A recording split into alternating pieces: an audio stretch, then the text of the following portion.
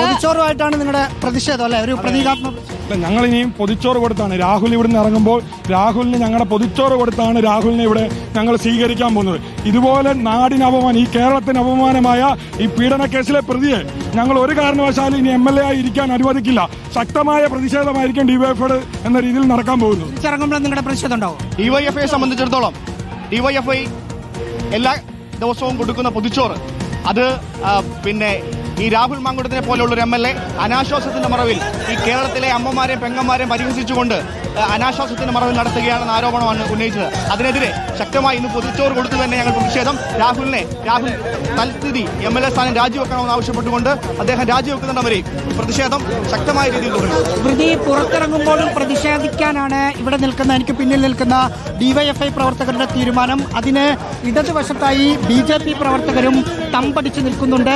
അവരെ പോലീസ് ഒരു വലയത്തിനാക്കി നിർത്തിയിരിക്കുകയാണ്. ഈ കാണുന്ന പത്തനംതിട്ട ജനറൽ ആശുപത്രിയുടെ അകത്താണ് രാഹുൽ മാങ്കൂട്ടത്തിന് ഇപ്പോൾ വൈദ്യപരിശോധനകൾ നടക്കുന്നത്. അതിനകത്തേക്ക് മാധ്യമപ്രവർത്തകർ അടക്കമുള്ള പുറത്തു നിന്നുള്ള അവിടെ ആശുപത്രിക്കകത്ത് നേരത്തെ തന്നെ ഉണ്ടായിരുന്ന രോഗികളും അവരുടെ ബന്ധുക്കളുമല്ലാത്ത എല്ലാ ആളുകളെയും ആശുപത്രിയുടെ അകത്ത്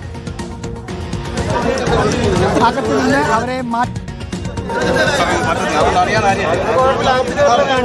രാഹുൽ മാങ്കൂട്ടത്തിൽ പുറത്തേക്ക് വരിക എന്നതറിയണം. ഒട്ടും പ്രതീക്ഷിക്കാത്ത തരത്തിലുള്ള പ്രതിഷേധം ഡിവൈഎഫ്ഐയുടെയും BJPയുടെയും ഭാഗത്തേക്ക് ഉണ്ടായി. പത്തനംതിട്ട ജില്ലാ ആശുപത്രിയുടെ കോമ്പൗണ്ടിലേക്ക് കടക്കുന്ന സമയത്ത് തന്നെ നമ്മൾ നേരത്തെ പറഞ്ഞതുപോലെ പൊതിച്ചോർ വിതരണം ചെയ്യാൻ ഇവിടെ ഡിവൈഎഫ്ഐയുടെ പ്രവർത്തകരുണ്ടായിരുന്നു.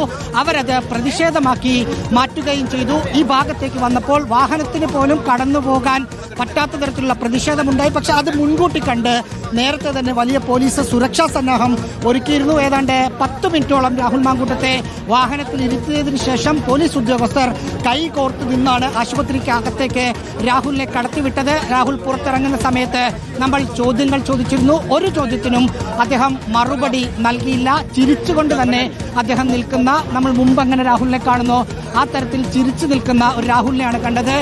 ഹൂ കെയേഴ്സ് ആണോ ഇപ്പോഴും എന്ന ചോദ്യത്തിനും ഒരു ചിരി മാത്രം മുഖത്ത് നോക്കി തന്നിട്ട് രാഹുൽ മാങ്കൂട്ടം അകത്തേക്ക് കയറുകയാണ് ചെയ്തത്.